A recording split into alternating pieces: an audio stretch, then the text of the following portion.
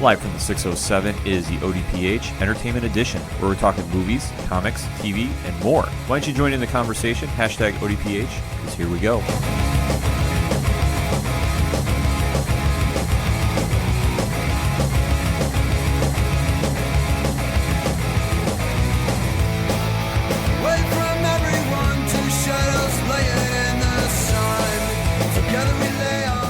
Welcome back for another edition of the ODPH podcast, better known as the Ocho Duro Parlay Hour. I'm your host, Ken M. Joining me in studio, as always, it's Padawan J. Hello, hello, hello. And also returning, you know him from the comics blog. You can find that on OchoDuroParlayHour.com under the Parlay Points section of the page. It's the one and only Brian Rhodes. Signal is back, bitches! And if we are talking New York Comic Con like we are this episode, there is one man that is always returning to the studio for that. He is the head of the ODPH street team, so you'll catch him, Breezes, and Ryan down at New York Comic Con. So if you see him, they're going to be walking around with some ODPH swag, so definitely find him. It's the one and only John Rhodes. Hey, good to be back. It's good to have you back here, John. And like I said, this episode, we are talking New York Comic Con. We are in the middle of con season for all the hashtag 607 podcasts. Last week was RoberCon, but right now we have to talk New York Comic Con, and that's what we're going to be doing, so definitely join in the conversation on social media. Hit us up on those hashtags. Hashtag ODPH. You can find all our accounts on OchoDuroParlayHour.com.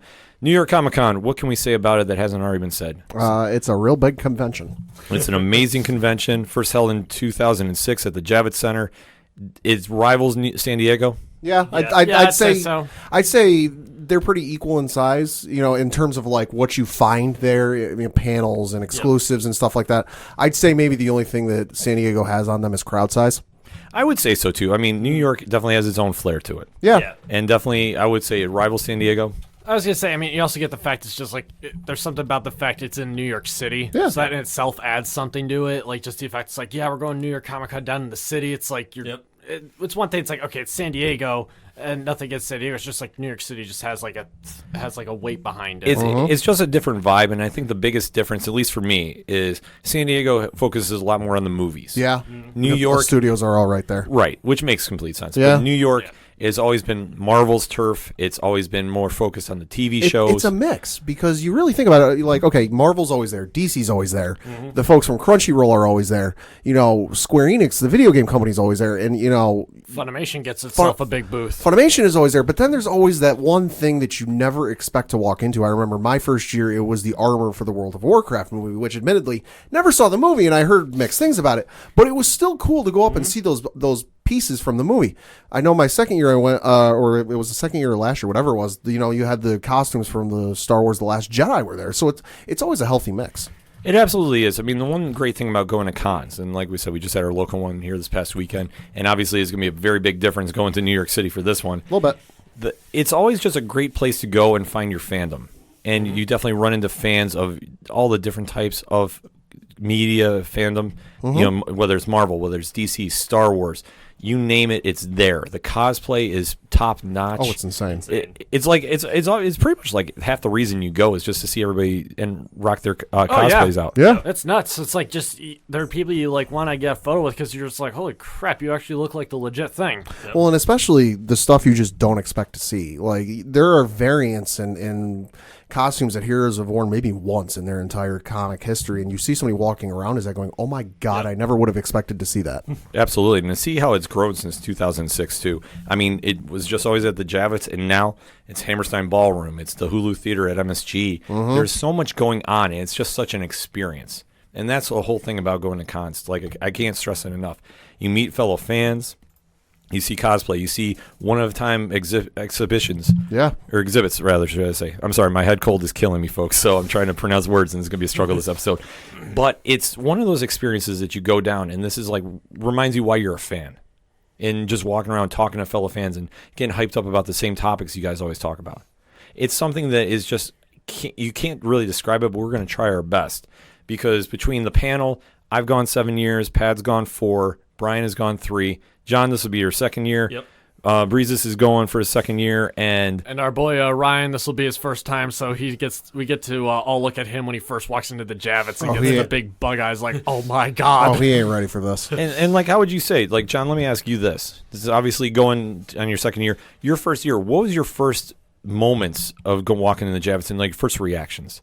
It's just overwhelming. Like, even before you get into the Javits Center, there's already a crowd, like, outside as soon as you get through the gates.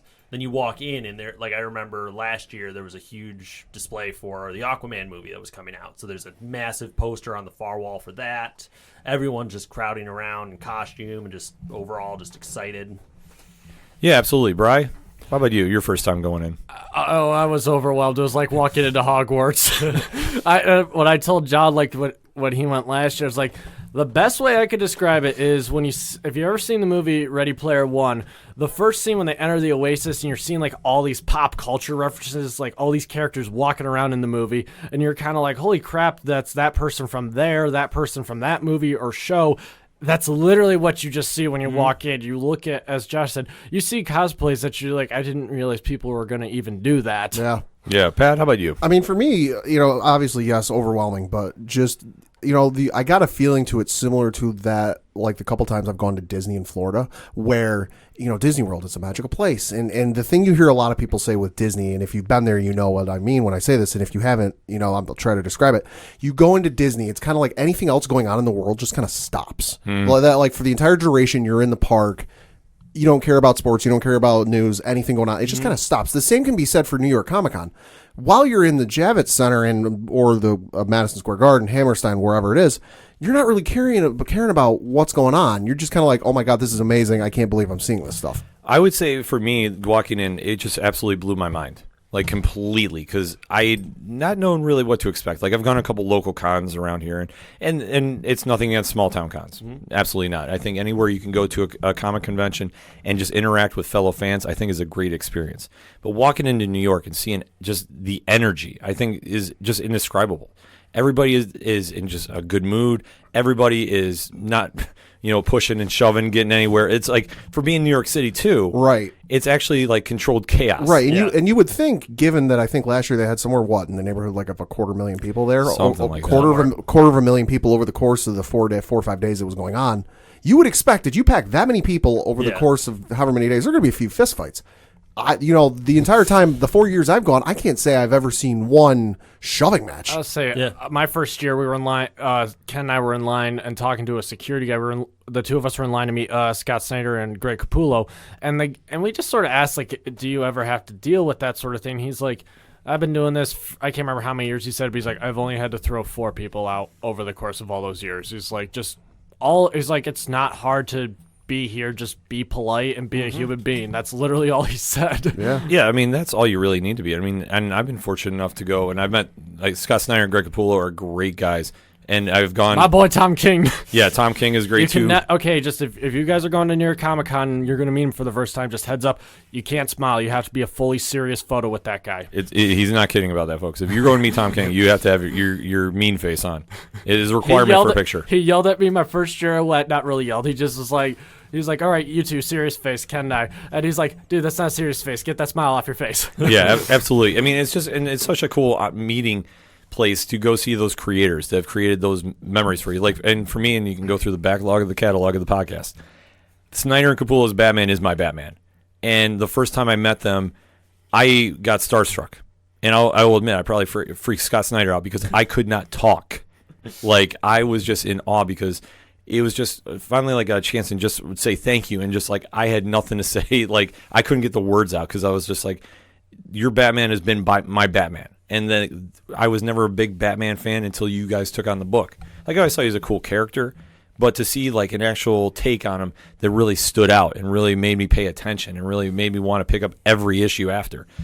It was just something just humbling to just go up to him and just say, thank you. And just the reaction they gave was like, oh my God, thank you. Like, what are you don't need to say thank you to us. It's just like, you are the ones that are bringing us here, and just how gracious they were. I mean, I could go on and on about it, but it's just another aspect of going to the cons and just meeting those celebrities, meeting those writers, those artists, those creators that just really establish those memories. You get that like impression from the one quote from Stanley in Mallrats when Brody, he's like, hey, keep up all the good work, Stan. He's like, you keep reading them, I'll keep writing them. That's a lot of the mentality that all these guys have when you tell them like, dude, I love your book or something. Like they're just happy that it's like, you know what? I like the fact that these people are coming up. They want my book. They want their book signed because they like what I'm doing. Yeah, it's such a cool experience. And we are going to spend the entire episode this week breaking down New York Comic Con day by day. Pad, why don't you start us off? October 3rd, Thursday. Yeah, so of course we're going to start on Thursday, October 3rd. Kind of the first thing and kind of the firework that really gets the show going. 11 o'clock on the main stage, you have Fantastic, a conversation with Christopher Eccleston. Yes, of course, the Ninth Doctor in the long-running Doctor Who TV series, and then of course was in Thor: The Dark World, Leftovers, and a bunch of other stuffs. He's going to be having an hour-long conversation, and given everything this man has been in, I can imagine some pretty cool stories. Oh, I can only imagine. I don't think he's really done too many cons. No, and even stuff related to Doctor Who, he doesn't really talk about it or get involved with it that much. I remember when they had the anniversary episode with Matt Smith and David Tennant. It was going to feature all the living Doctors except for Eccleston, just because he really doesn't do anything with the show, for his own personal reasons. Yeah, so obviously this is going to be like a once-in-a-lifetime chance to go and hear his take, because that he's going to get asked a lot of questions about Doctor Who and seeing the reaction the crowd's going to have, too, because the Whovians are going to be out in full force for that. Oh, yeah. Of course. Oh, yeah. After that, at 1 o'clock on the main stage again, you have the 20th Century Fox panel, an insider's look at The Kingsman and Free Guy. Bri, Kingsman is your film. You are definitely excited about this? A little bit. I'll say I'm really looking forward to it. I know there's a lot of debate about this one because people are upset because it's not going to have Eggsy in it, but I think a lot of people are forgetting this is a prequel one. It's the foundation of the Kingsmen during World War I or World War II. I can't remember which one it is. World War I, because I'm pretty. Okay, World War I couldn't remember which one it is. I know there's also a World War I movie coming out, so I'm am I getting those two mixed up? No, it's World War I because we're trading off Eggsy for Rasputin, and I'm okay with that. I was say we're also getting Ralph Fiennes. It's I'm okay with that. It's we got Voldemort, who's gonna now be heading the, as he says in the trailer, the first individual intelligence business. Mm-hmm. Yeah, this is gonna be absolutely crazy. I'm super excited to see what they're gonna do for that one. Yeah, and don't sleep on the other one too, because I admittedly haven't heard of it, but I'm reading through the panel description, and after they mention the stuff about Kingsman, of course, Matt Vaughn's origin story of Britain's very first independent intelligence agency, which hits theaters in February, and it says Free Guy is an adventure comedy directed by Sean Levy, starring Ryan Reynolds as a forlorn bank teller who discovers he is a background character in an open world video game in theaters July. Hello, Ryan Reynolds. Yes, sign me up, please. All right, that got my attention now. Yeah. After that, you have a very interesting one. Also, sticking with the main stage here, because a lot of good stuff going on the main stage. From 2:30 to 3:30 p.m., Disney Parks bringing Avengers Campus and more to life. Of course, as it has been announced within the last year or so, the exact date escapes me. Of course, Marvel stuff, by and large, for the better part of Lord knows how long, has been at Universal Studios. And they've done very well with that. I've been to the Marvel portion of Universal Studios in Florida. It was fun. It was a good time. But since Disney has the rights to Marvel and everything now, they've got their own theme park. They're going to be doing a Marvel Avengers Campus, which, if I understand right, is going to be very much in the same vein as Star Wars Galaxy's Edge. Correct. Yes. Which, given the detail I've seen, because I haven't been fortunate enough to visit Galaxy's Edge yet, given the detail I've seen online, Avengers Campus is going to be nuts. Oh, yeah. I can only imagine what they're going to do if they're going to even try attempting this. This is going to be a once-in-a-lifetime experience for this. Well, the only thing I can think they might do, and this might make it cool for fans of any age, is I know it's Star Wars Galaxy's Edge. There's an app you can download on your phone and go around and do missions for certain factions. So there's the Resistance, the First Order, and then kind of like rebels or smugglers or that kind of thing. And you fill up the bar and you do this whole thing. I think if they do something similar to that, but like at the end of the day, if you finish out the requirements for it, you can get a certificate saying you're an Avenger. That'd make it cool for kids, yes, but also for anybody. For anybody. Sweet, I get to be an Avenger. Elijah. Yeah. Drop that on them as you're walking out. Well, and I guarantee you they bring this out. There's going to be not every minute or so, but every now and then you'll have somebody walking through in character. They'll just lean into you and go, Elijah. It's going to be a really rocking panel. So that'll definitely be one to check out. Then at 4 o'clock in room 1A06, you have ABC's Emergence. Of course, this is the new TV series coming out to ABC Networks this fall. Looks really interesting because it's about a girl who doesn't, got a mysterious past and they're trying to figure things out. I saw the first episode this past week. Okay. It looked interesting. It definitely had my attention. I'm not exactly sure what's going on. Sure. And I like shows like that to begin with because it's not like, oh, I don't know what's going on. I'm completely lost. This is bad. Right. No. This one was just dealing with a lot of like sci-fi elements Sure. and just kind of a little weird take. And like the last 10 minutes are a little bit of a shocker for the premium. Okay. So I recommend checking it out. And obviously this panel I think is going to be very interesting to go see. So I'm excited to go saying for it looks like the whole cast is going to be there. When I list for guests, you got Alexa Swinton, Ashley Otterfeld, I think is how you say it. Clancy Brown will be there, so that'll be definitely something to check out. After that, on Thursday on the main stage, you have Sony Pictures presents The Grudge, a reimagining of the horror classic with Sam Raimi and special guests. So you know, you got the classic film, you got the reimagining of the horror classic, and appearing in person, Sam Raimi. And I'm calling this now. If there's a Q&A session, get ready for the Spider-Man 4 questions. Oh yeah. You know that's going to happen. John, you a big horror fan? Not too much. I like some of the classic ones, like Halloween's always my favorite, but other than that, I don't usually dive too much into them. Yeah, this one, like, I've never been a big fan, like, not compared to our friends over at Horror Zone 607, obviously, but this one, I'm actually kind of intrigued to go see. And not to hear somebody yell out Spider-Man 4 to Raimi. Yeah, honestly, to me, it's like I get like there's a lot of fans of the trilogy, which I only like the first two of it. Third one I could forget about, but it's kind of like, all right, like Spider-Man 4 is not happening. Let's move on. But you know, if they do a Q&A, somebody's going to come up and go, "When are you doing Spider-Man 4?" Oh, well, yeah, we know. It's just like I'm not looking forward to when they ask. But the real question is, will Catwoman be in it? Oh my gosh. God. These are the answers we need. I had to work it in. Yeah. It's just one of those things when you go to Comic-Cons, you're going to hear all types of crazy questions get asked. Yeah. So be prepared to hear anything and everything. And a little backstory, the Catwoman thing. We had some guy when we went to the Batman Hush panel last year, asked 20 different times, are you going to bring Catwoman into an animated movie? And each time they were going, we're doing Batman Hush. Well, I get that. Are you going to have Catwoman, though? Dude, we're doing Hush. I understand that, but we're doing Hush, and finally the guy who didn't somebody from Warner Brothers DC actually ask, have you ever read Batman Hush? No, and that's where I'm getting at. The guy running the panel literally goes, Midtown Comics upstairs that's right. has Batman Hush.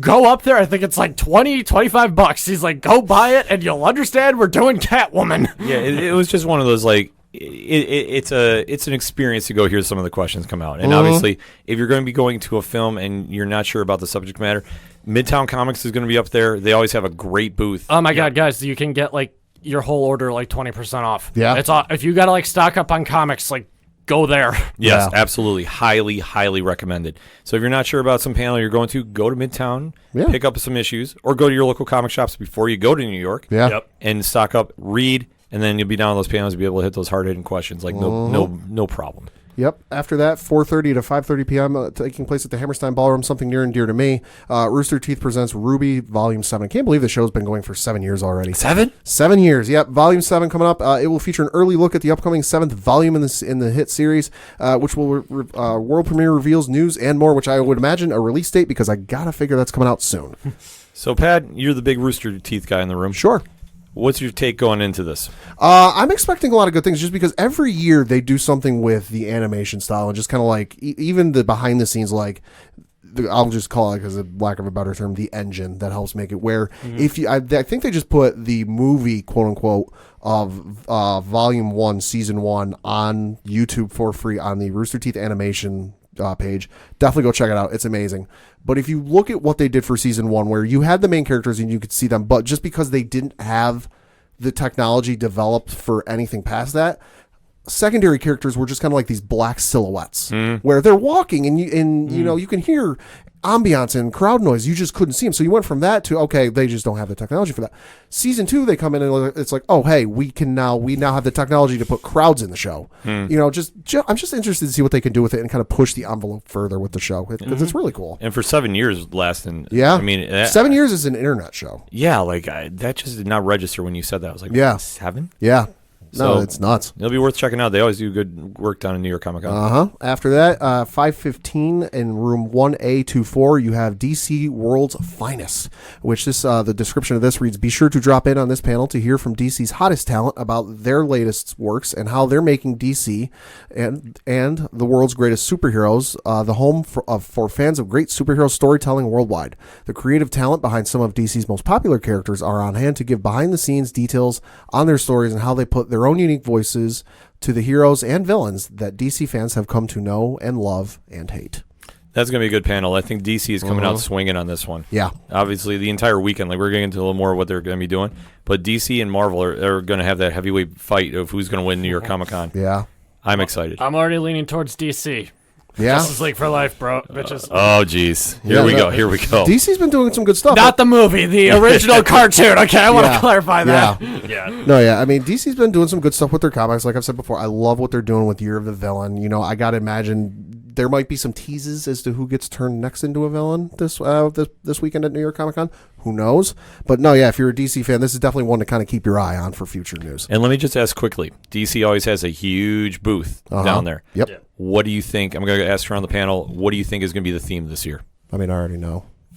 Well, then you can spoil it for us. I was going to say, my guess was actually what he told me. Yeah, Birds of Prey. Really? I was going to say Joker. The costumes are going to be there. Okay. Okay. I was thinking Joker since it was opening. Yeah, no, I was Birds going of to go Prey. with Birds of Prey because, like, each year it's always been the movie that's coming out after Comic-Con. First year I went, it was Justice League, then it was Aquaman, and then next thing, and Birds of Prey drops in February. See, I keep forgetting because Birds of Prey, and then they're also getting a trailer on Wednesday, the 1st of October. Ooh. Yeah. Perfect timing then. Yeah. No, 1st October's Oh, yeah, tomorrow. Tuesday, sorry. So it'll be lined up right in time for Yeah. New York Comic Con. Yeah. Excellent. I'm Excellent. excited for it. I mean, I liked Margot Robbie as Harley Quinn was one of the few things I liked about Suicide Squad. So, like, I'm happy to see her again. And also, you got Ewan McGregor. So, Yeah. I mean, that's said. It's always a win. Yeah, everything coming out thus far, Birds of Prey, not to get off track, has been spot on. Like, I think the buzz has been good, and it's a healthy turn for DC. So, where before everybody was kind of dreading and saying, oh, it's not the DC universe we're used to seeing. This one has got a lot of good buzz behind it, and coming off the heels of whatever Joker's going to do this weekend as it's coming out. Oh, yeah. It'll be a nice way to jump in. and to finish it off, it's like, as we said at Robocon, for those of you who were there or listen to the show, DC's doing good now that they're just sort of like, you know what, we're not going to do a cinematic universe. We're just going to make movies. Yeah. We're going to make movies, tell a story, and if it does good, we'll make a sequel of that one. Yep. Yeah, perfect way to do Not it. try to put it all together. Just They that's what can't they need. they can't, but it works for them not to do it. After that, from 5:15 to 6:30 in room 1A06, you have Evil, the exclusive screening and panel discussion, which you may not be familiar with what this is. It's the new show that's on CBS this fall. Little Marvel connection because it stars none other than Luke Cage's Mike Coulter. Interesting. Yep, so definitely one to check out if you are a fan of Mike Coulter or even kind of psychological thrillers. After that, you've got New York Comic Con Presents A Night with M. Night Shyamalan, introducing Servant on Apple TV+. This taking place from 8 to 10 p.m. at the Hammerstein Ballroom. It's an exclusive night event, of course, with master storyteller M. Night Shyamalan as he introduces Servant, a new psychological thriller series coming to Apple TV+. It says Servant follows a Philadelphia couple in mourning after an unspeakable tragedy creates a rift in their marriage and opens the door for a mysterious force to enter their home.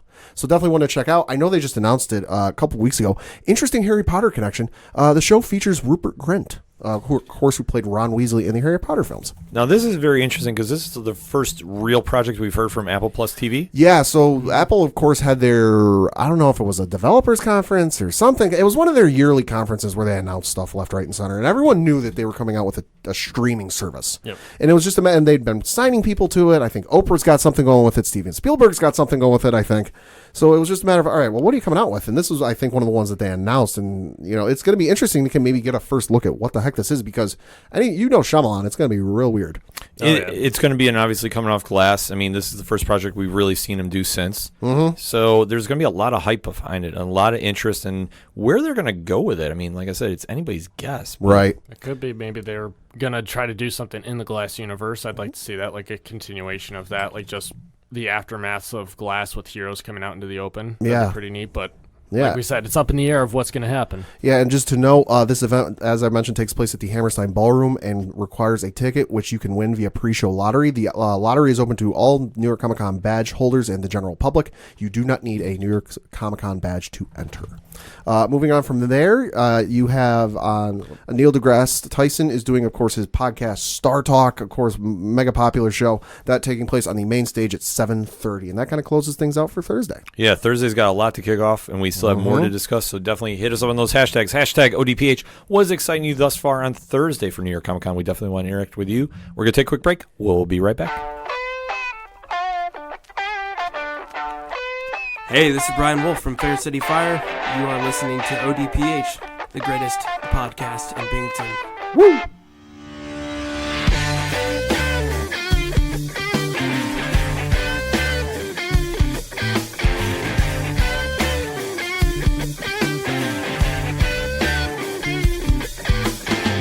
Hot lips touching, cool thighs feeling, shudder running up, her spine spinning. Long day to a long night, but I'm not stopping till I get it right. Coming back for segment number 2 on this edition of the ODPH podcast, breaking down New York Comic-Con, hashtag NYCC. We talked Thursday last segment. Let's get into Friday, Pad. Kicking off things on Friday in room 1A24 from 11, starting at 11 o'clock, you have the World of Capcom. Of course, Capcom, the mega popular, long-running video game company who makes great games such as, Marvel vs. Capcom, among a host of many others, Mega Man and a whole bunch of others. The panel reads, Capcom's been on a monstrous roll of acclaimed titles from some of the most popular video game franchises in the industry. Join moderator Mike Lund from Capcom and special development team members all the way from Capcom Japan for updates and announcements on the company's latest games. So this, if you're a video game fan, you're a Capcom fan, definitely pay attention to social media during those times because Lord knows they'll probably have some trailers or announcements. Oh, they're going to have some big news for that. Definitely big news.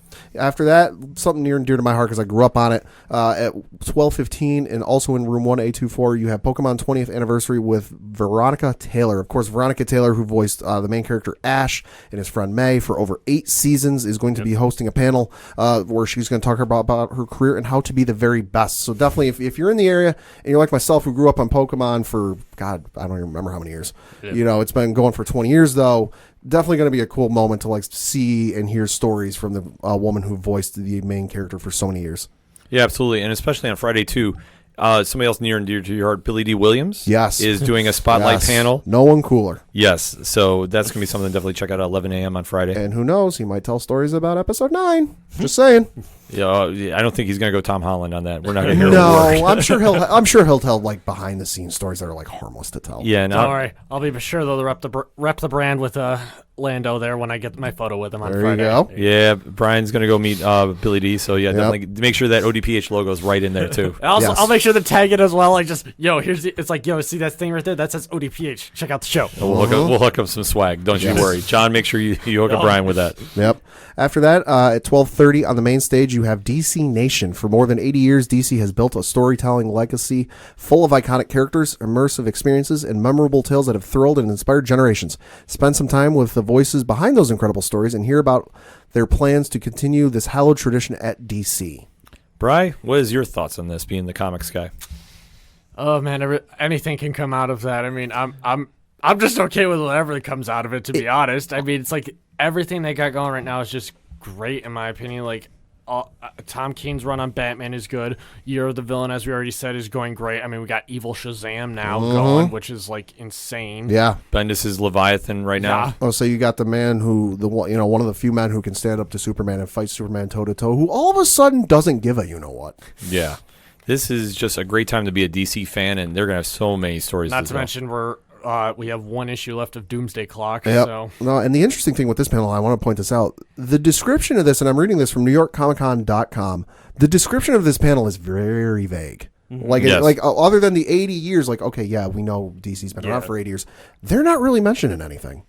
No, they're being very quiet, which I like. Yeah? Because whenever DC gets quiet, it's usually a big announcement. Mm-hmm. Now, am I saying they're going to do one? No, that I know of. But if you are a DC Comics fan, they might do a mic drop moment. Mm-hmm. Who knows?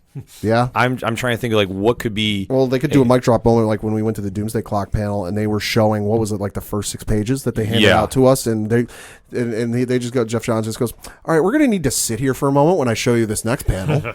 Yes, because when they unveiled Doomsday Clock, and obviously we'll get into it when we start talking the Watchmen panel coming up on Friday here as well.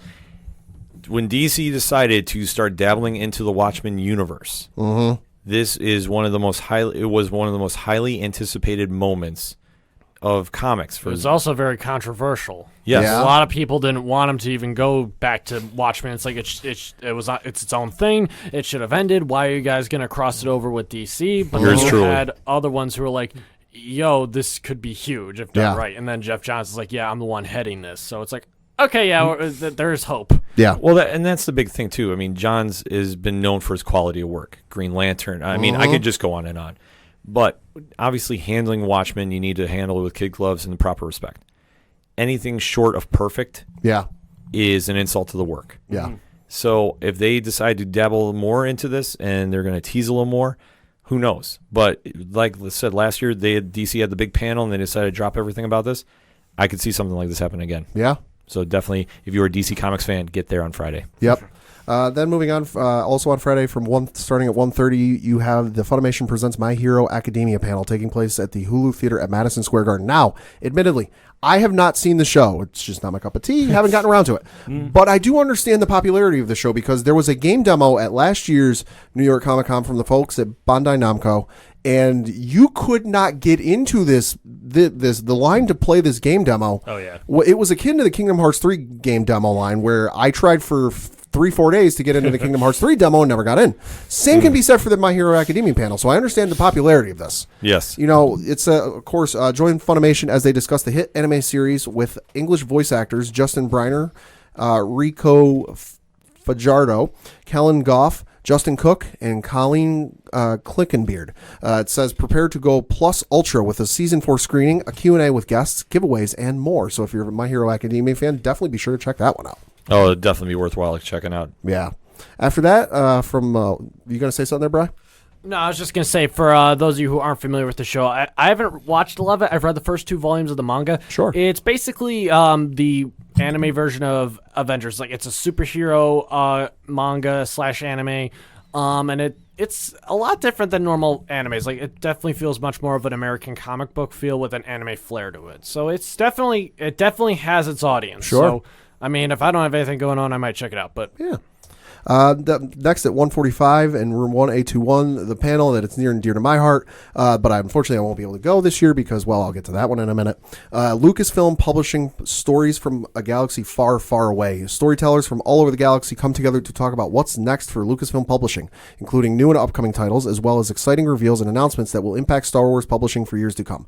If you are a fan of the Star Wars books and you are going to be at New York Comic Con, this is the panel to go to. This is the one where they talk about the mainline books. So your Thrawn books and your Master and Apprentice books. They talk about the stuff for kids and the stuff geared towards, young adults.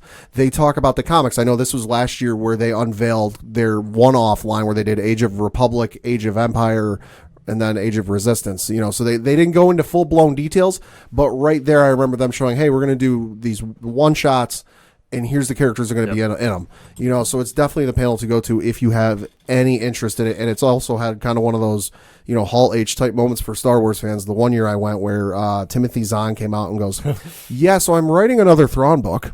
And the crowd just went nuts. I mean, Star Wars is going to be such a big theme this year, too. I mean, there's a lot of, not major panels. I mean, obviously, with D23, that took a lot of the Star Wars news. Yeah. And some of the Marvels as well. So New York is still going to have its definite Star Wars news, but I mean, I'm not expecting to hear anything super crazy involved in Episode 9. No. yeah, nor am I expecting to hear anything like what's coming after Episode 9 or any more DC not DC, Disney Plus shows getting announced. I'm not expecting anything like that. But New York has enough going on with it that they don't need to. I mean, there's a lot of other great side panels too, especially one that caught my eye, and that's IDW's 20-year anniversary one. Wow. For 20 years for an indie comic company to go, be successful and still rocking books out, that's going to be something to check out. I mean, that's going to be going on 1:30 at the Javits.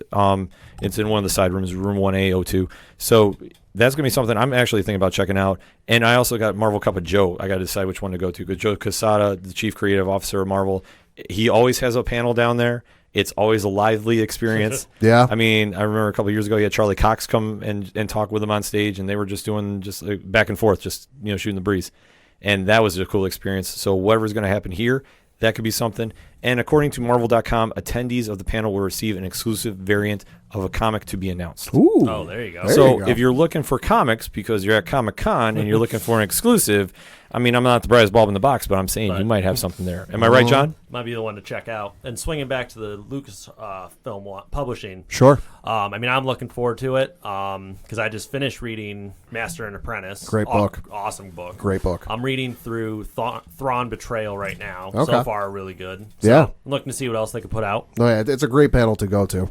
But the reason I cannot go to that panel is the one that's taking place from starting at 2:00 on the main stage, Twisted Tunes. Of course, the well-known YouTube series where you take cartoon voice actors, get them to use their voices, and read from movie scripts. And hopefully not burn the popcorn Yeah, this don't year. burn the popcorn this year, please.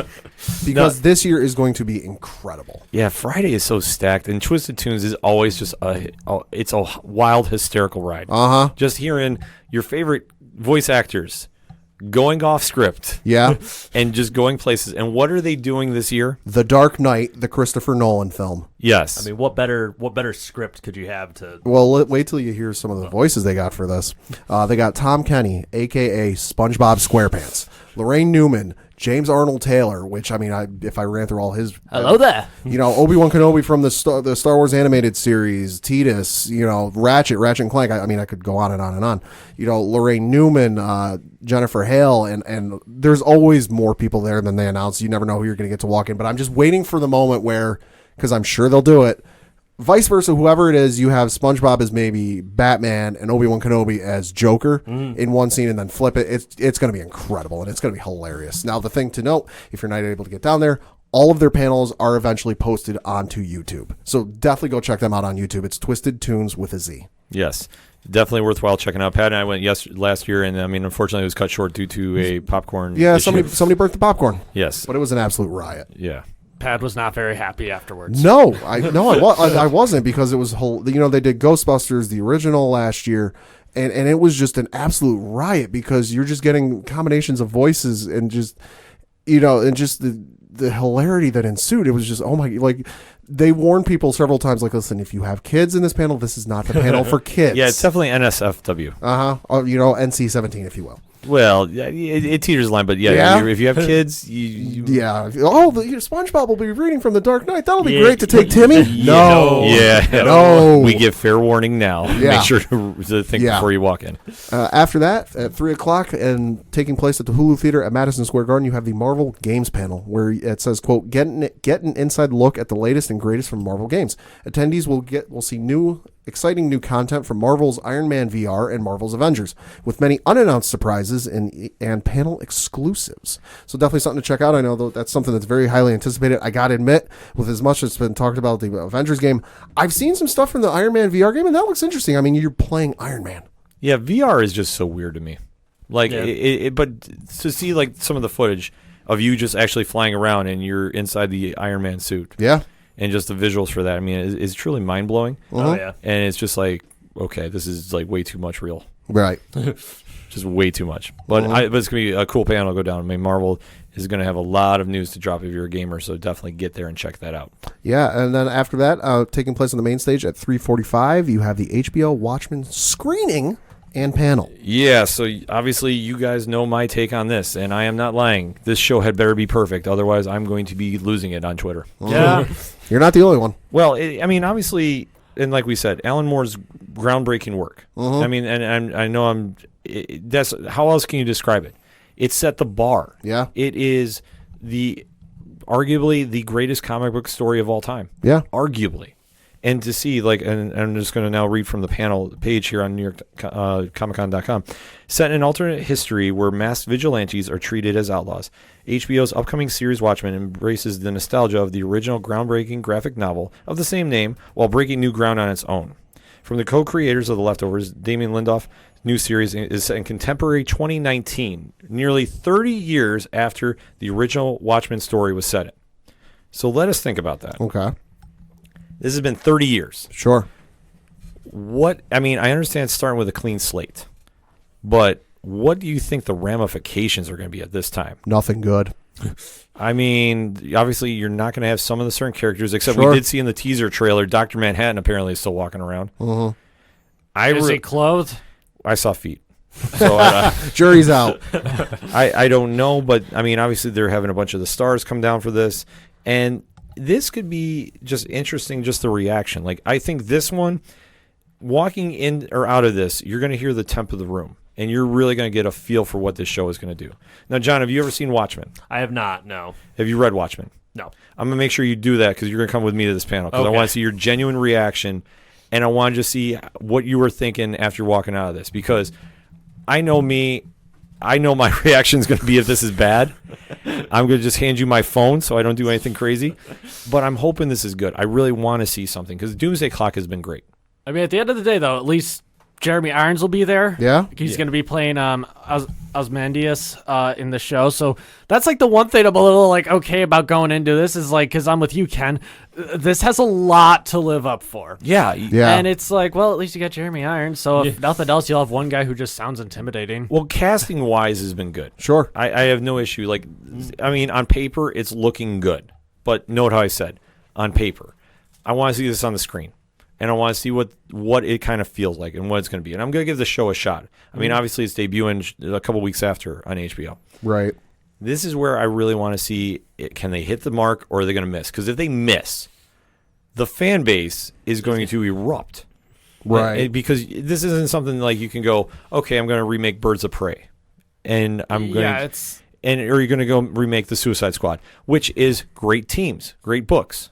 But this is not Watchmen. Right. Watchmen is on a whole other class of itself. As far as I'm aware, nothing groundbreaking exactly came out of Birds of Prey or Suicide Squad. They didn't raise the bars or anything. They had good stories with them. That's what I want to emphasize that still.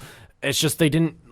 Again, Watchmen is like the gold standard too. If you want to make a groundbreaking comic, you hand someone that. It's sort of like if you collect comics, you should have that trade paperback in your house somewhere. Yeah, you should. Right. We all remember the online and worldwide reaction to how the final season of Game of Thrones was. Yeah. You know, a few people liked it. A lot of people didn't. If they do well by this show, I think people will be, not saying happy, but they'll be okay. You know, they might not still be able to stomach it.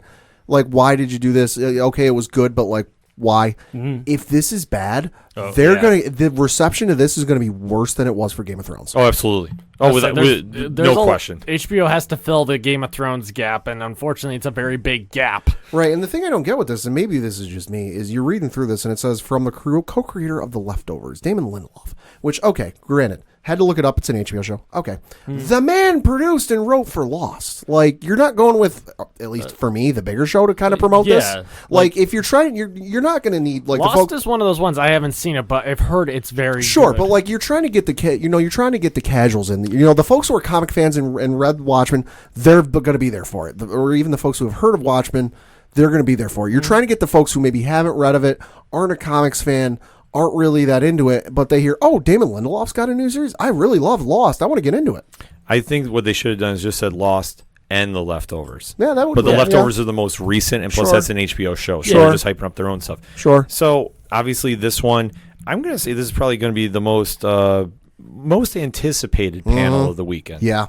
By far. Yeah. Because the reaction coming out of this, that will give you a true telling sign. Especially if they're showing maybe not a full episode, but half of an episode. You could show 10 minutes. Yeah. And you'll get a temp of the room. Yeah. And the reaction of coming out of there, that's going to be your true test of where you're standing right now. Because you can have people put their phones away and turn their phones off for whatever panel you want. That works fine for the hour plus you were in the room.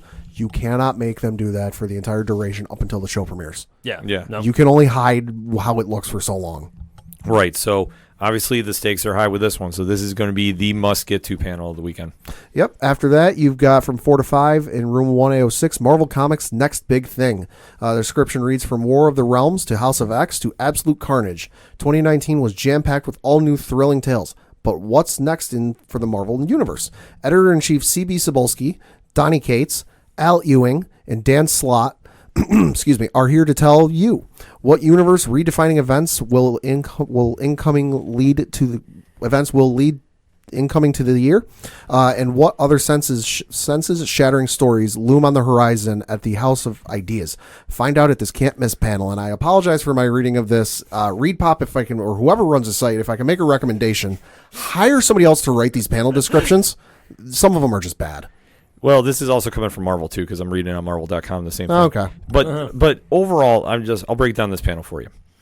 Marvel has had a resurgence lately of its books. Yes. Yeah. They have finally made the transition, in my opinion, from being a movie company that makes comics to now a comic book company that is making movies and comics. And what I mean by this is, over the past few years when the MCU blew up, the comics were kind of catered to them a little bit more than their distinguished competitors. That the universes were more influenced by what was going out as projects. And you can the biggest example, in my opinion, I will stand by this, is the X-Men. When the MCU really wanted the Inhumans to be the new X-Men because they didn't have the movie rights to them, they were killing off X-Men, making huge pushes with the Inhumans, and now they're kind of like, okay, we're getting the X-Men back for the MCU, but let's not make them what we're going to do for that. We're going to get them back into the comics universe just as is, and that's where like the whole Powers and House of X has been going. Yeah. And honestly, I'm happy with what Marvel is doing, because I did not like buying Marvel comics because Sure. you're trying too much to emulate your movies, but you're not your movies. Right. I mean, that's the thing. You have to remember, at the end of the day, you're still a comic book company. And for the fans that have grown up with Marvel, and like I say, contrary to popular belief, I'm actually more of a Marvel guy than MDC. I do like Batman more now with the writing quality that's been going on there, and James Tynion is going to absolutely kill it taking over, and I can't wait to hear more about that. Yes, Brian is he's throwing money there. I'm sharpening my phone case into a shiv. Yes. If he says anything bad about DC. Yes, but Marvel has really stepped up their game, and I thought C.B. Cebulski has really allowed the creators to really create and really push. I mean, Donny Cates is their Bendis right now. Okay, yeah, he's their guy right He's now. amazing. I've been reviewing his Guardians run. It's great. Absolute Carnage is freaking nuts. Right. It really says something about how well Marvel is doing things this year with their comics. Where I've read Absolute Carnage. Absolute Carnage is absolutely you-know-what crazy. The last issue ended, spoilers, with Venom being like, okay, Eddie, you're not going to get the job done to kill Carnage. I'll get someone who has. Leaps off of him and now Hulk is Venom. Which should lead every headline on every comic news site on the internet. But just because of how nuts the X-Men and everything that's been going on with the X-Men line, it's getting overshadowed a little bit. Right. It's just nuts. Yeah, Cates has really stepped up the bar, and like I said, he's their go-to right now. He is absolutely killing it for him. Al Ewing, who's going to be there, his Immortal Hulk. Freshest take on the Hulk, I would say, in many, many years. Yeah. Brian is not a I fan read of the it. first volume of it. It did nothing for me. I'm not saying that because I like DC more. I did read it because I'd heard good things about it, and I'm like, I do like Hulk. The guy turns into a giant monster. It didn't really do anything for me. And that's a fair take. Yeah. John, I know you don't read it. No, I'm not much of a comics guy, I will admit. I read some here and there, but Overall, Marvel is something I think that if you wanted to jump into, this would be a panel to go check out. Yeah. okay. So I'm going to leave it with that. Pad? After that, from starting at 4:15 in room 1A10, you have All Elite Wrestling on TNT. Now this one reads, All Elite Wrestling is giving fans a new wrestling experience for the first time in 20 years. AEW is more than wrestling. It's a movement fueled by fans. It will feature some of the wrestlers from the AEW brand, including Chris Jericho, Jon Moxley, Brandy Rhodes, Awesome Kong, Nyla Rose, and Jungle Boy, a.k.a. Jack Perry. Okay, so we do cover on the sports show Pro Wrestling Now. Yeah. And it's been very successful, and we thank you for your listening on that. So obviously this panel is going to be something that we want to go try checking out. Mm-hmm. And especially if you're not familiar with wrestling, All Elite Wrestling is debuting on TNT Wednesday night of this week. Yep. So this panel is coming 2 days after that first show. Yeah. If you're a wrestling fan, you want to go attend this because I guarantee you it's going to be an experience to go hear the reaction 48 hours after. Right, and especially with some of the folks they're bringing in there. I mean, if you're a pro wrestling fan, you know, well, you can kind of guess what you're going to get. I mean, they're bringing Chris Jericho and Jon Moxley, formerly known as Dean Ambrose in the WWE. Like, there's going to be some nutty stuff in this. It's going to be some heavy hitters, so it's something going to be worthwhile checking out. After that, taking place at 5:30 at the Hulu Theater at Madison Square Garden, you have the Marvel Runaways panel, which, of course, is making their triumphant return back to Madison Square Garden, where you get to first-hand experience the premiere of the highly anticipated third season with stars and creative forces of Marvel's Runaways.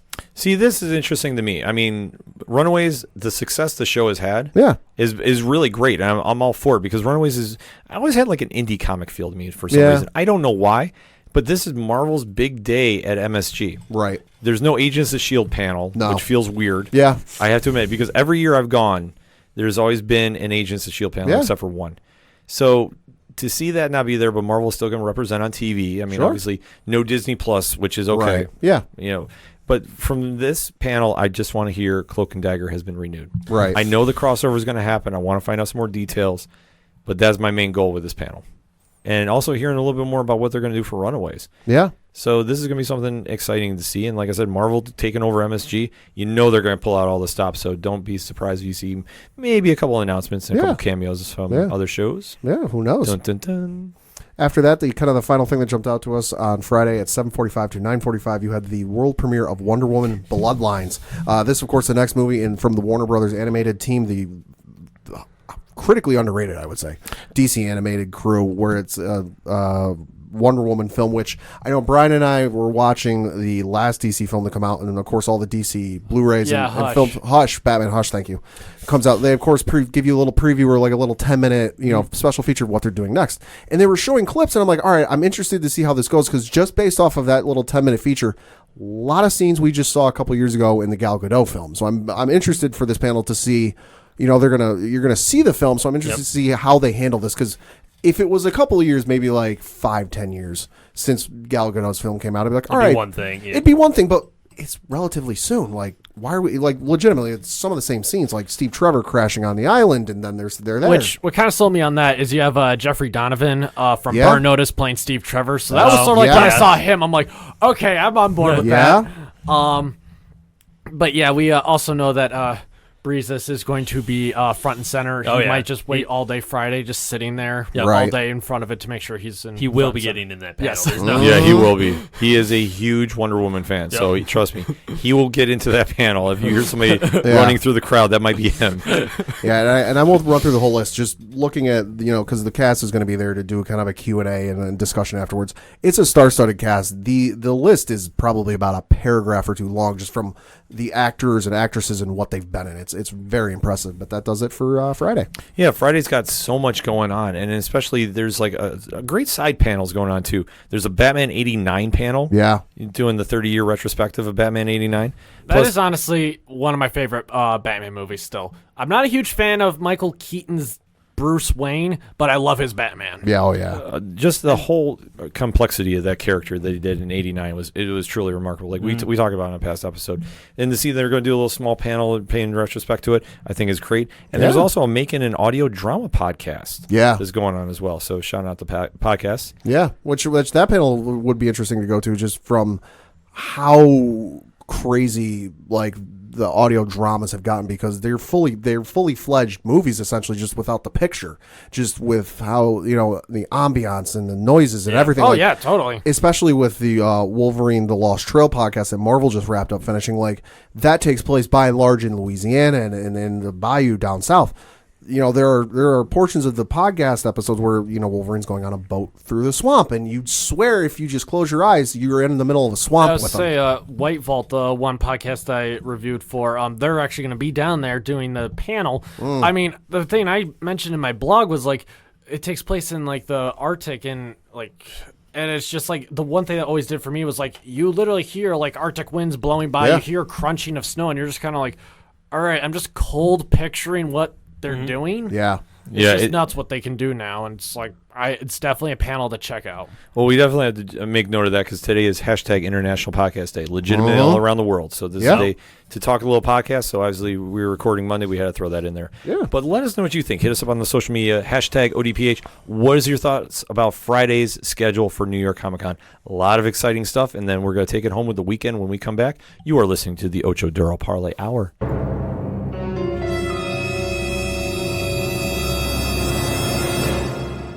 On a podcast.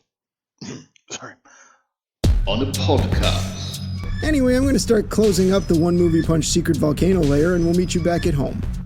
With a secret volcano lair. Wait, volcano lair? Really? With a secret volcano lair, one podcast host just can't seem to get a break.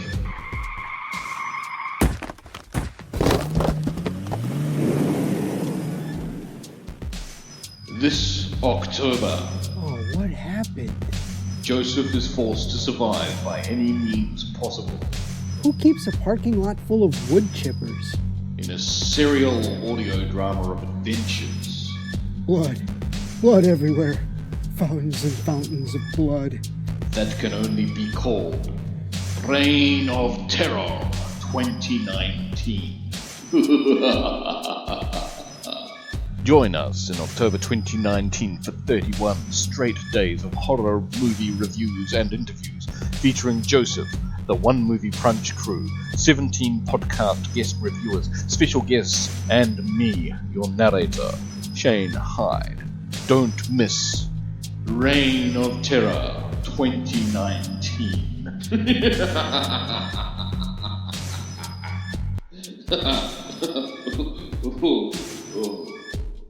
Wait, does this mean I missed Joker? No. Hi, this is Jimmy Gazdick from Crimson Brethren and Floodlands, and you're listening to ODPH.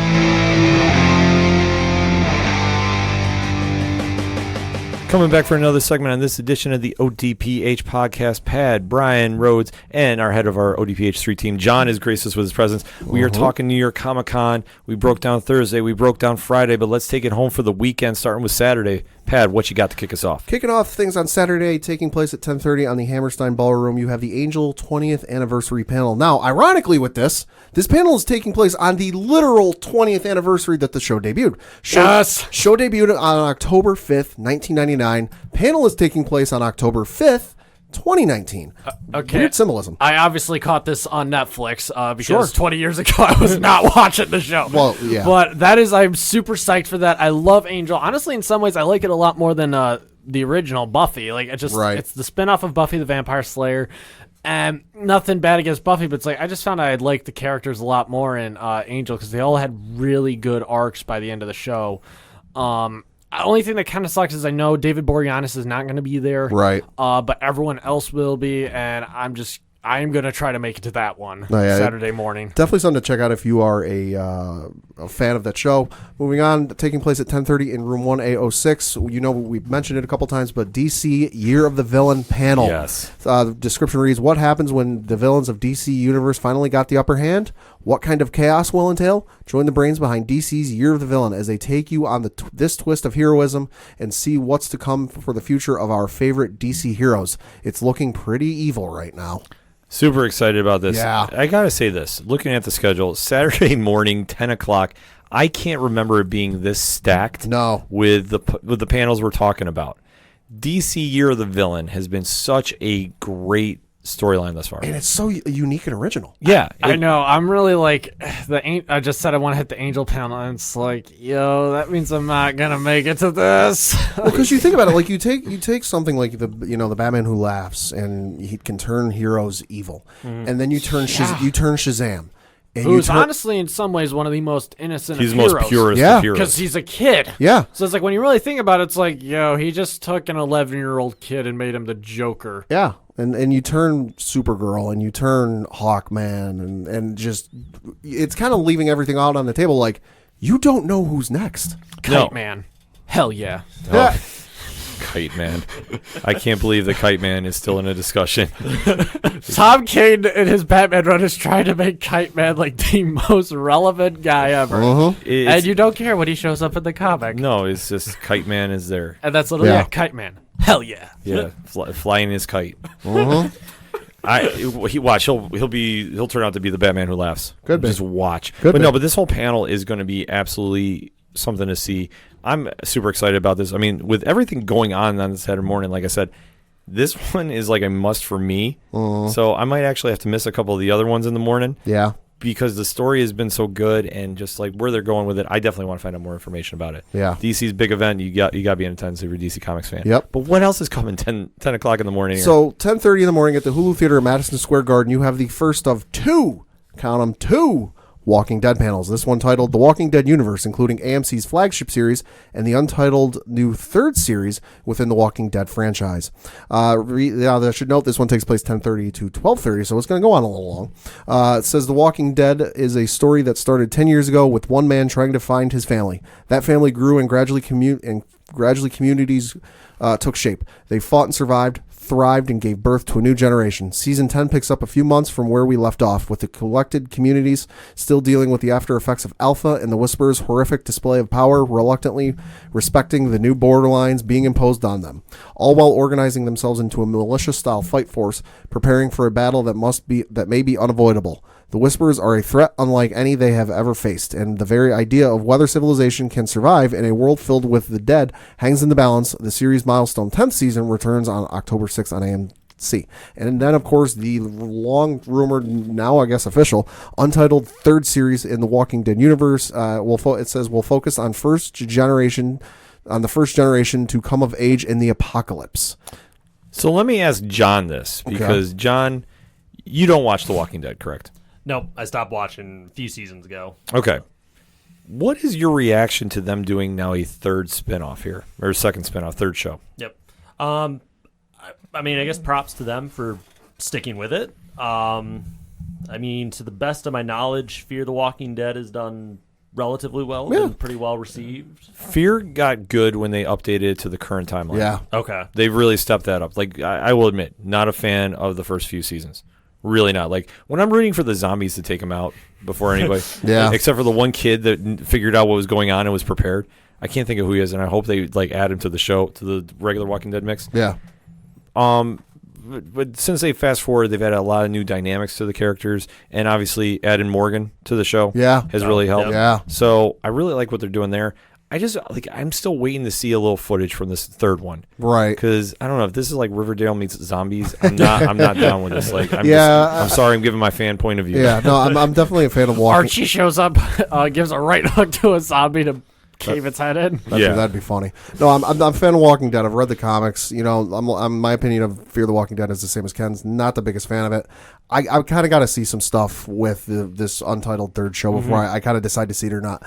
Because while the premise is interesting, you can have a great premise, the greatest premise of all time. If it doesn't look good or it's not shot good or whatever, I couldn't care less. No, this is going to be a very interesting panel, especially remember last year. That's when they announced Andrew Lincoln was leaving the show. Yeah. Oh, yep. I can imagine you might hear Lauren Cohen coming back at this one. Could be. Going to throw that out there that possibly it might happen. Mm-hmm. But we'll see. Yeah. Heard it here first. Yes. Taking place starting at 10:45 on the main stage, you have Amazon Prime Video Takeover featuring Tom Clancy's Jack Ryan and The Expanse. And I'm going to duck because Brian's throttling me to take over this. Yes, I've been waiting for season 2 ever since season 1 ended. I know John's the same way here.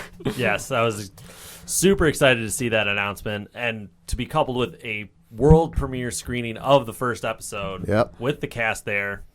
I would say we're gonna see John Krasinski himself there, and like you just said, it's like we're not just getting a little teaser. It's like no, you're getting the whole first episode of the second season, and I should note the first full episode of the second season almost a month early because it says in the description season 2 will premiere on Amazon Prime Video November 1st. November 1st. Yeah, yep. So it's not even like a couple days. Like, no, you get that's like almost a month. Yeah, yeah. I'll do a review of the whole first season on my blog.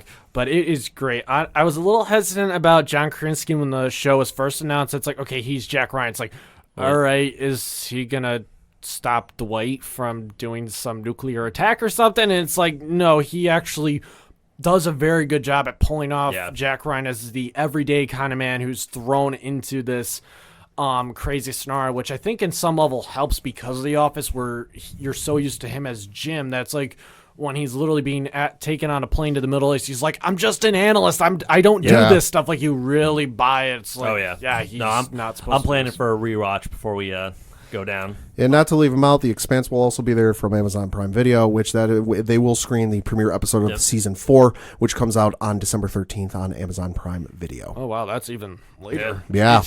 After that, taking place at the Hulu Theater at Madison Square Garden, starting at 1 o'clock, you have Star Trek Universe, which says over 50 years ago, the world was first introduced to what would quickly become a cultural phenomenon for the ages. Star Trek broke barriers then and continues to do so now, inspiring people of all generations and walks of life with its celebration of cultural diversity, scientific exploration, and the pursuit of uncharted frontiers. Of course, this will feature looks at the upcoming looks at the hit series Star Trek Discovery, and it will give you a few looks and discussions with the upcoming series Star Trek Picard. So definitely something to look out for that. That one is going to be really interesting. Everything I've seen thus far from Picard, I'm intrigued with. Mm-hmm. And it's saying here with the guests of that panel, Patrick Stewart will be there.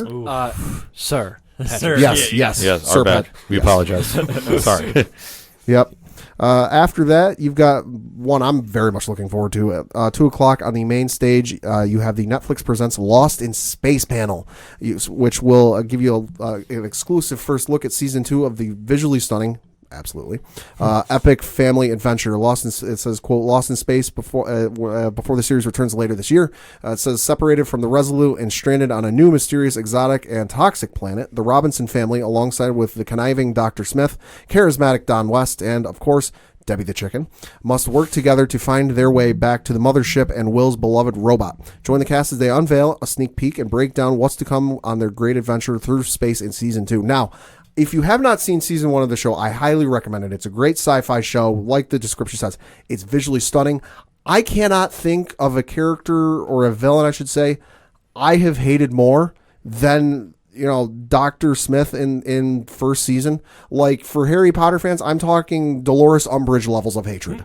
Like, there were points I wanted to reach through my screen I was watching on and just absolutely go after the villain. They wrote the villain that well that you hate him that much. And just the cliffhanger they left with, what I've been waiting so long for this. I cannot wait.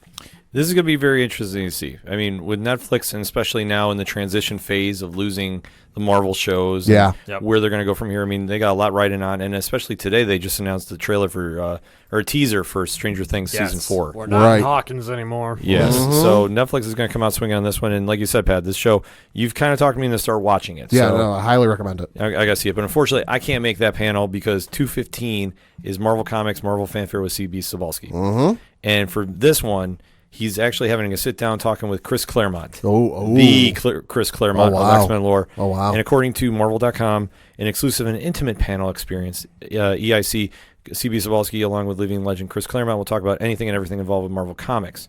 And they're going to have a little Q&A session with the fans. And also, attendees will receive an exclusive Absolute Carnage Miles Morales cover with a classified image that they're not showing anything for. The screen is completely white as I'm looking at this thing. I cannot find anything that would even be like a silhouette. You just have the logo. It's classified. Comic collectors, you want to be in attendance for that. And me, I just want to go hear the stories. I mean, especially everybody knows my love affair right now with Powers of 10 and House of X. Yeah. To hear Chris Claremont talk X-Men, I am there all day. Well, and especially they're doing a Q&A session. You can imagine that people are going to be at, and they have the panel the day before with everything upcoming from Marvel. You can imagine that there are going to be a lot of questions about that upcoming, and if CB Cebulski can say anything, it would be at that panel. It's going to be very interesting just to hear the stories. I mean, especially with just the groundbreaking work. I mean, we talked about it with Alan Moore and Watchmen. What Claremont and John Byrne did with the X-Men. I mean, the real Dark Phoenix story. Not the one that you saw in movie theaters this past year. Or the one you saw in Last Stand. Yes. Yeah. Just the work they did and the one you saw in the 90s TV show. Right. Yes. The cartoon, yes. That's the one you talk about. But this is just to hear his side of just telling the stories of just how reinventing the X-Men and making them into what they are today. I mean, I'm super excited to go see this. This is making it for me. Yeah. After that, at 3:30 at the Hulu Theater at Madison Square Garden, you have J.J. Abrams and Stephen King's Castle Rock Season 2 world premiere screening and panel. Stephen King, J.J. Abrams, enough said already, but if you're if you're a horror fan, definitely something to check out. If you're a fan of the show, they'll be screening the first episode of the new season. Yeah, this is interesting. I mean, I haven't heard too much about it except just the names attached to it. Yeah. So we'll have to kind of wait and see for this. Yeah, that's how I am. I read Stephen King, and I know Castle Rock is based on a bunch of his stories, like set together in kind of like a multiverse sort of. That way you can just mesh them all together because Castle Rock is one of the major towns in his books. I don't really know what happens in the show. I have yet to watch it. I don't have Hulu, so I have to actually get the season at some point, and I'm just so behind on everything else I want to watch that it's like, okay, let's just put a pin in that. Sure. I also have to just make a quick mention to another panel that's going on. Okay. The Sound and Fury panel. Now, did anybody see the teaser for this one? No. Creators of Animatrix and Batman Ninja unite for Sturgill Simpson. This is how it's reading, according to New York Comic Con. Sound and Fury is a groundbreaking new album and film project by Grammy Award-winning artist Sturgill Simpson and the follow-up to the widely acclaimed and Grammy Award-winning album A Sailor's Guide to Earth, 2016. Sound and Fury marks the first time that modern American rock music has been fused with Japanese anime filmmaking and culture. A project many years in the making, Sound and Fury taps into the best and brightest creatives in anime and marks a new stylistic era for Sturgill Simpson. So NYCC is going to mark the first time that these creators are together discussing the film's path to creation. So that being said, this is very interesting to me. Obviously, from our history of going down to the Batman Ninja panel. Yeah. Now, John, I don't think you were there for that one. No, I was not. But when we all went, we all walked out of that theater going, okay, when is this coming out? Yeah. And Batman Ninja, I love it. Yeah. It's absolutely crazy. I don't know what the heck was really going on at certain points, but I thought it was fantastic. Like when all the fortresses turn into giant mech suits. Yeah. Just anime. Yeah. Yeah. Oh, yeah, and then Batman gets his own giant suit to fight those suits by getting a bunch of monkeys. Because anime. Yeah, it was completely, absolutely crazy anime. So to see the creators for Batman Ninja are going to unite and kind of do this fusing with rock music, I mean, I'm intrigued. Sure. If I may use that word. Sure. After that, at 5 p.m. on the main stage, you have the Marvel Comics X-Men Dawn of X panel. The description of this one reads, "The Dawn of X is about to break. Join Editor-in-Chief C.B. Cebulski, Senior Editor Jordan D. White, and Merry Mutants, Ed Brisson of New Mutants, Tinny Howard of Excalibur, Benjamin Percy of X-Force on New York Comic Con's main stage in a discussion about the revolutionary new status quo for the X-Men. Plus, be the first to hear exciting new announcements for the Children of the Atom." And it says stay until the end of the panel to receive an exclusive variant cover issue version of Powers of X number 5 featuring a stunning Dawn of X inspired image by Arthur Adams. Not that you needed to sell me anymore, but I'm looking at this picture. Yeah, there. Okay. Well, and especially you've got, the folks behind the upcoming Excalibur line, New Mutants, X-Force, and especially just everything that they've been doing with Powers of X and House of X. Like, there's going to be a lot of great stuff at this panel. Yeah, this has been such a wild trip thus far with House of X and Powers of 10. Now, John, I know you're not too familiar with it, but I would recommend you pick it up. Like, have you ever really liked the X-Men? Oh, yeah. This book resets everything. Okay. And the Dawn of X is going to be when all the X-Men comics reset to whatever the teams are going to be moving forward. Okay. There are some wild teams that Yeah. I'm sitting here still trying to figure out. Marauders, I'm still not sold on. Sure. Somebody needs to convince me about this. I'm not hating on the book. I'm just saying everything I've seen right now, I have a lot of questions I want to ask. But watching what's going to happen with this, I'm super excited to see what they're going to do. Plus, Brian's one of his favorite writers, Ben Piercy, is on X-Force. So I can imagine how crazy that book's going to be. I mean, like I said, Marauders is the only one that's kind of like, really, I'm still on the fence of waiting to see what's going to happen. Just because with the take they've done and they've reset the timeline and they've reset the history. And to be an X-Men fan growing up and to see how they flipped everything is absolutely wild. That you're seeing enemies are now teammates and there's a weird uniting of dynamic characters that are taking on everybody. And just to see how this is all going to mix it's great storytelling, top to bottom, and this cover is looking fantastic. Yeah, lock me in for this panel. I'm there.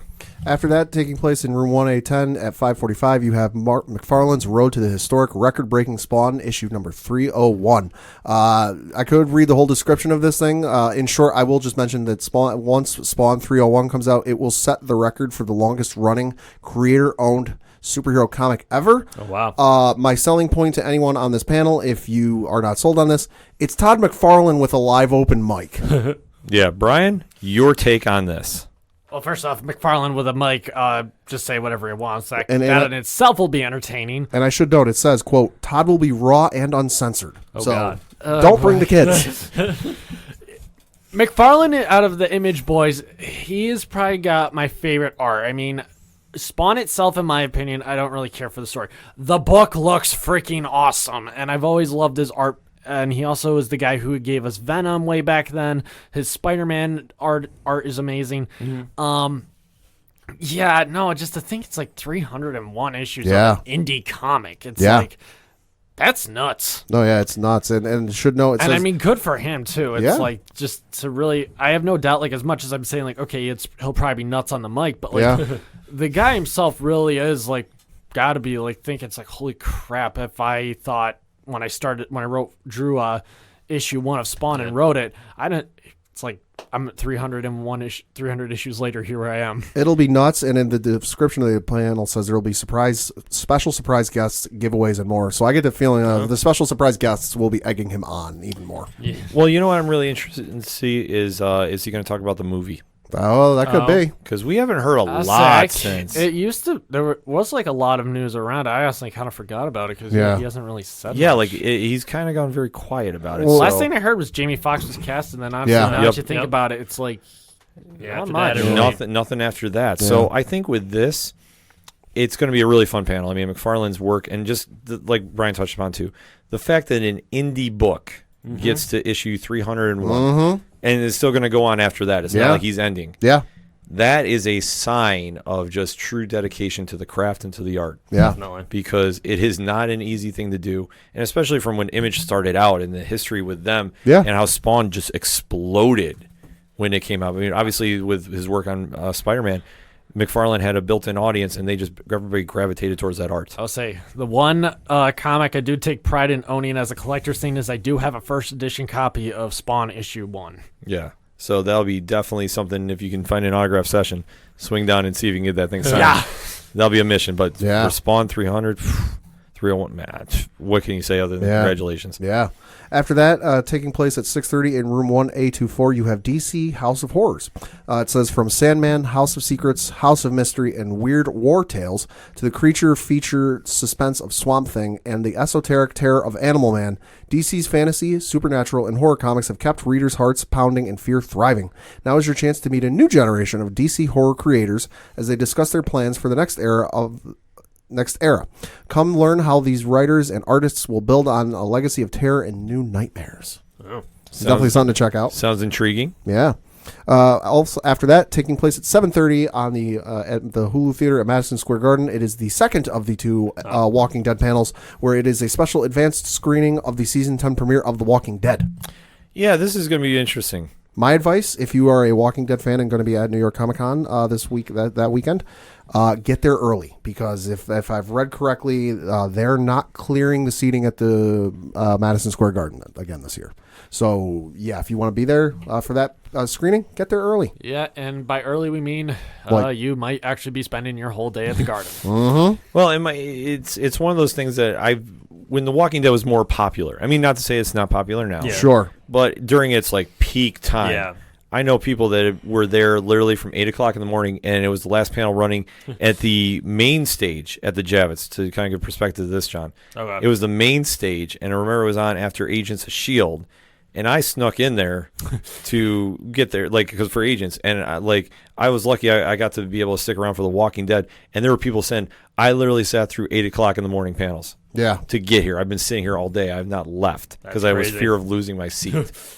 That is dedication. So that fan base is going to show up for it. Mm-hmm. But, and especially going into this season, we really don't know what to expect from the show. Right. Except, obviously it's a little bit different. And what can you really say about it that it's now gone to season 10? Yeah. We talk about longevity with shows and such. It's really been a crazy thing to see. Mm-hmm. So obviously the season going to have a lot riding on it. And when they deliver, they're going to deliver. Yeah. So can't wait to see that on Sunday, too, when it debuts on AMC on Sunday the 6th. Yep. After that, starting at 10:30 and going till 2:45 at the Madison Square Garden, you have the Warner Brothers television block featuring Riverdale, Manifest, Roswell, Harley Quinn, and Batwoman. Jumping to the part I think we're all interested in. The nice thing with this is the panel actually gives you times of when the portions of the panel will be going. And just to clarify to our listeners, we are now talking Sunday. Yes.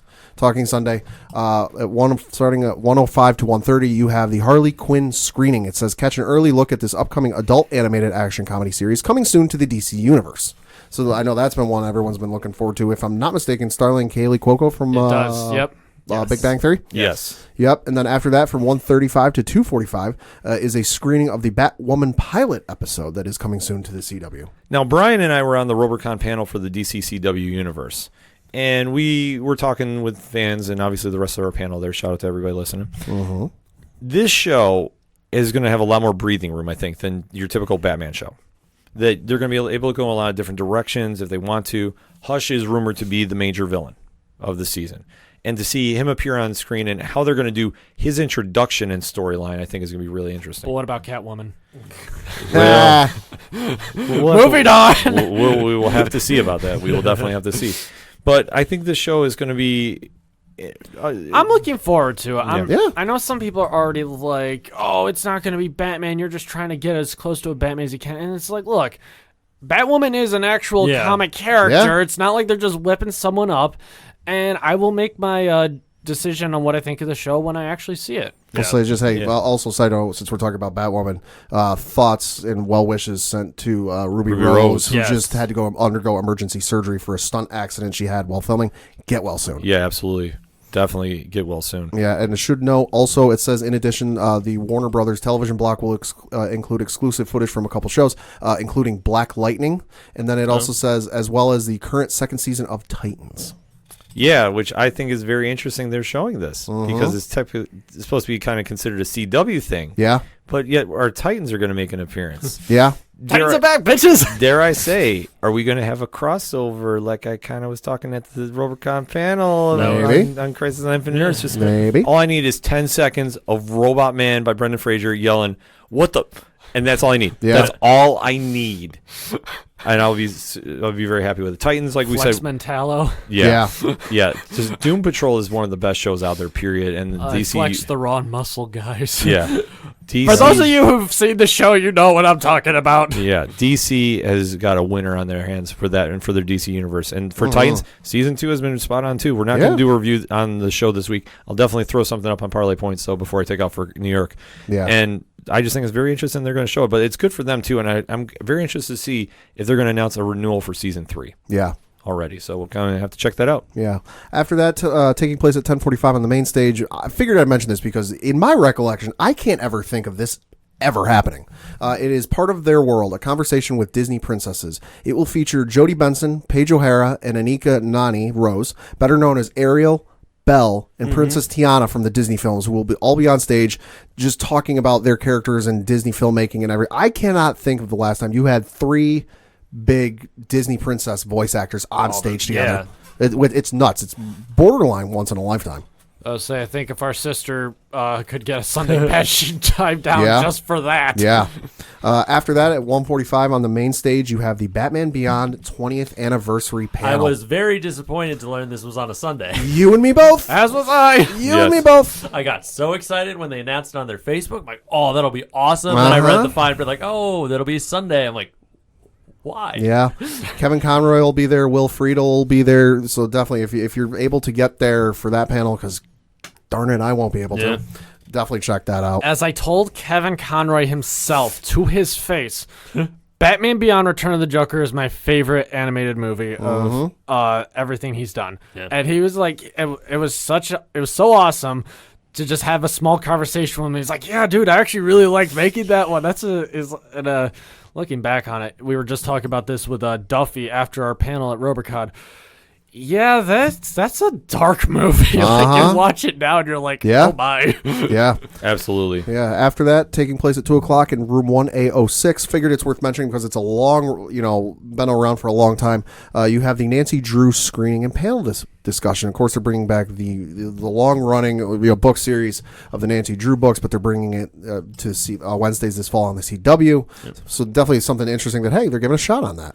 After that, at 3:15 on the main stage, show near and dear to my heart, The Orville. Of course, moving from Fox to Hulu this coming fall.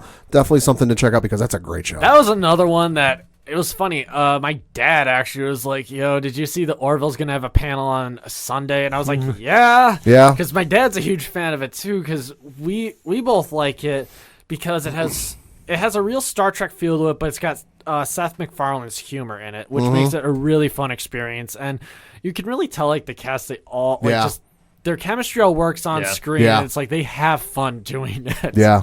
Yeah, Sunday's got a lot of loaded stuff. It's unfortunate we have to head back for non-podcast related reasons, so we'll just leave it at that. Life. Yeah. After that, kind of closing things out that jumped to us on Sunday at 3:30. You have the Charmed exclusive screening and panel discussion. It'll give you an exclusive sneak peek of the upcoming season 2 premiere on the CW, followed by a panel discussion. Yeah, it's gonna be something to see. I mean, Charmed. what can you really say about it? I'm surprised they brought it back in kind of like a reboot type fashion. Well, I mean, they're bringing a lot of stuff back. Like I remember the old Charmed, and I mean, it was good for its time period. Yeah. I don't know what to really expect from this.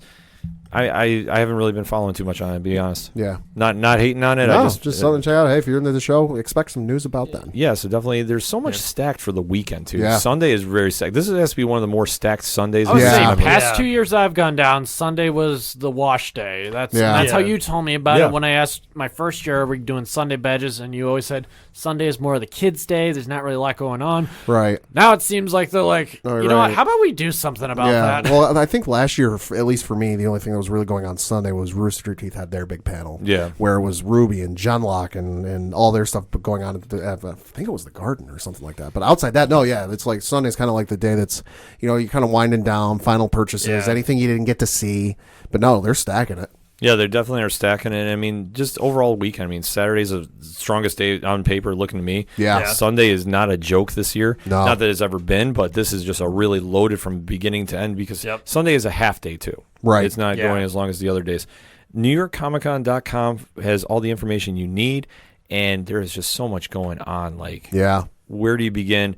There's just everything is loaded up. So if you get a chance to get down there, definitely get down there. If not, stay on your social media because we're going to be tweeting about it. We're going to be posting about it. Yeah. That's what we're going to be doing because we actually got press badges this year. So this is going to be something we're a little wild to see. A little bit. So shout out to So Wizard Podcast, too. They got press badges, too. They're going to be doing a lot of stuff down there, too. A lot of podcasts are going to be doing some work down there. So definitely stay tuned for that. Mm-hmm. But definitely hit us up on that hashtag ODPH.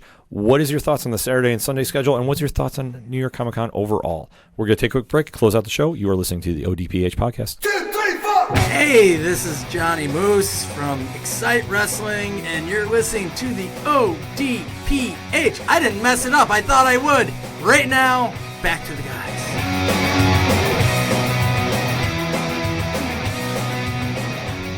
Coming back to close out this edition of the NYCC preview of the ODPH podcast. Pad's in studio. Brian Rhodes is in studio from the Comics Blog, and our head of our street team, John the Phenomenon, is in as well. So to close out, we've had a crazy weekend to kick off con season, and we have to we have to give a couple quick shout outs. We have to shout out Floodlands, shout out the Robots, Brian and Zero Mean, Kevin Kober, and everybody at Galaxy Brewing Company. They had our kickoff party this past Friday night. Yeah. It was a great time to start in the con season. We ran into a couple other podcasters. Low Jam was down there, so we were talking to the folks with them.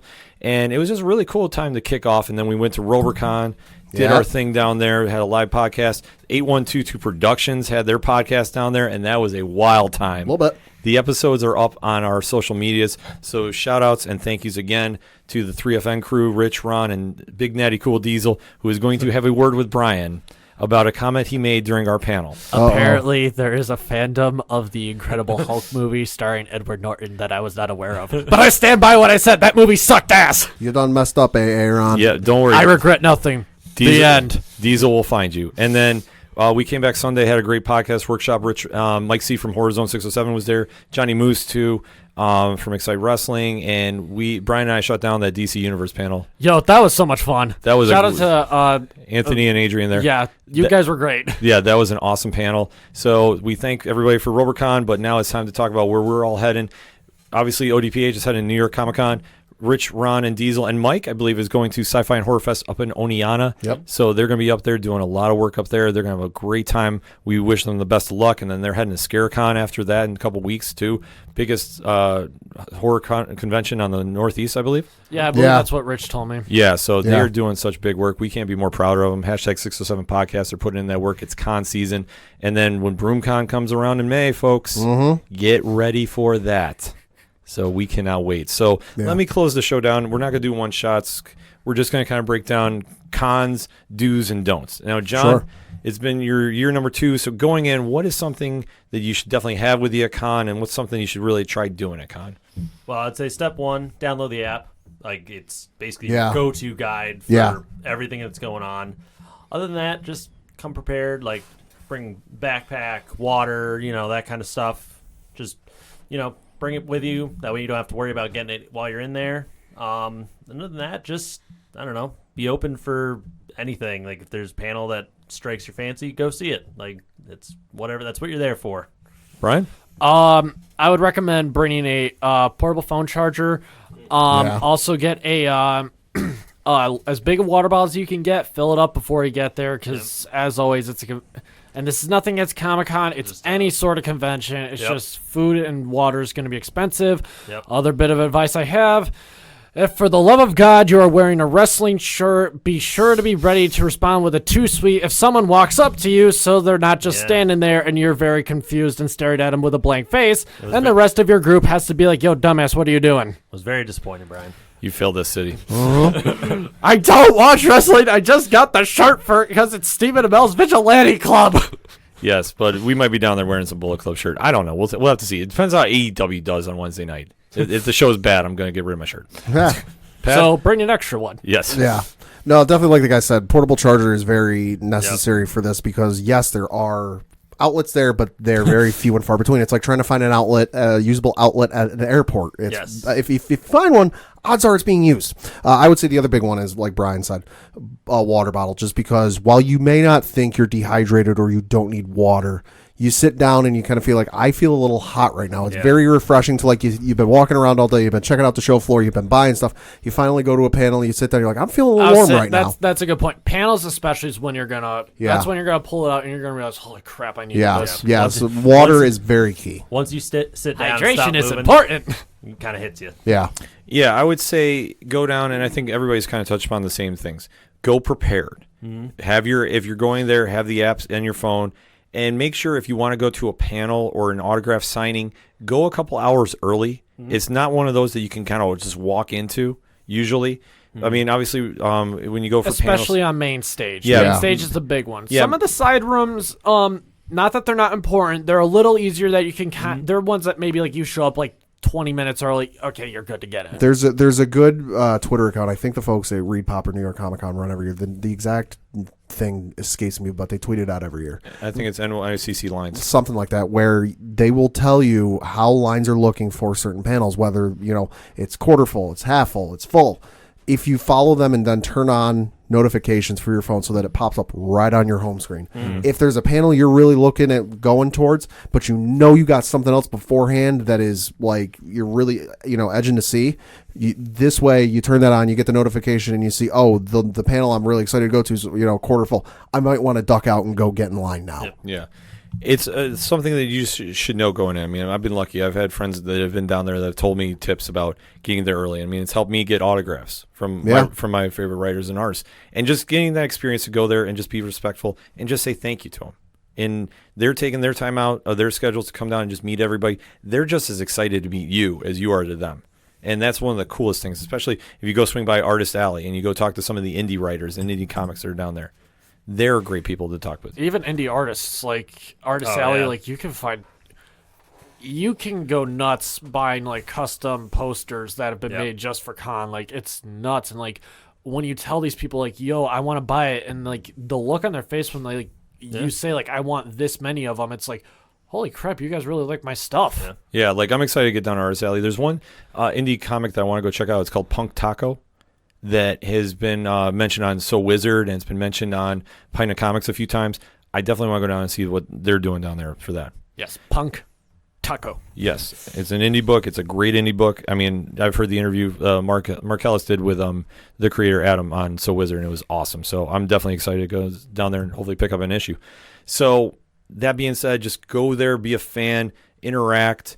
You're around fellow fans. You're gonna make friends in line. Just start, start talking. Be, just respect everybody's fandom too, and just go as prepared. And especially if you're cosplaying, if you need to take off your mask to drink water, make sure to do it, because I know we've had experiences with friends of ours that have had great masks and have gone into very crowded rooms. Yeah, and it could have got disastrous. So stay hydrated. Keep the energy up, and definitely interact with your fellow fans, and just have fun down there. Be respectful of everybody, especially everybody that's working there. My God, the staff. The past 2 years I've gone, they're some of the nicest, and like they're fans themselves who are like, I think they're just happy like they're working there and they are there experiencing it. They're all there to help you out. Like I've never had a bad experience with anyone. Yeah, like that's the thing. They're all there just to have to be friendly with you. They're there to do work. They're not there to pick fights with you. It's going to be crowded. I mean, you think about how many hundreds of thousands of people are down there. Yeah. Be respectful. Be a fan. Interact. Be respectful and have a great time. I mean, because that's what we're going to do. If you see us down there, if you're an independent podcast, if you're just a listener of the show, pull up, say hi. We're going to interact with you. We're going to be walking around. There's like 6 of us going that we know of. I hear there's more that might be joining. Who knows? But for everybody here at the ODPH, we can't wait to get down to New York Comic Con, interact with everybody there, and just have a blast. We'll definitely be recapping that for next week, because that is all we have for this show. And I want to thank my captain of the street team, John the Phenomenon, for coming in. He's going to be handing out merch down there. So or swag, should I say. It's not merch. Captain, my captain. Yes, so he will be down there. So if you want to see him, talk to him. He'll definitely talk the show with you a little bit. We can't thank him enough for the work he's going to be doing down there. Anything you want to say to our listeners? Thanks for having me on. Looking forward to this week. Absolutely. For Bri Guy Signal, a.k.a. Brian Rhodes, because I keep getting told I'm supposed to call you by your government name. Where can we find you on Parlay Points? You're going to probably be looking for me next month a lot, because with it being October, I'm going to try to knock out as many horror/supernatural reviews as I can alongside other reviews. I apologize, this past month has been kind of slow on it, but like I said, I'm going to review Jack Ryan next month, towards the end of the month when new season's about to drop. But I'm going to be doing a lot of horror movie reviews. Definitely good, as we mentioned, Angels 20 Years. I'm going to definitely review the original Buffy the Vampire Slayer show, as well as the new reboot comic going on. So stay tuned for a whole bunch of stuff. Absolutely. Pad, Thank my you. co-host as always. Yes, thank you. I am your host, Ken M. Thank you for listening to me, especially with losing my voice with my cold, but I promise I will be good condition by Wednesday, by hook or by crook. Otherwise, I'm going to have an orange juice IV hooked up to me and walk around. We'll make that happen. Shout out to all the independent podcasts out there that have been supporting the show. We can't wait to interact with the ones coming down to New York City. So Wizard, obviously, is leading the list right now. Everybody else, if you haven't let us know you're coming down, hit us up and let us know.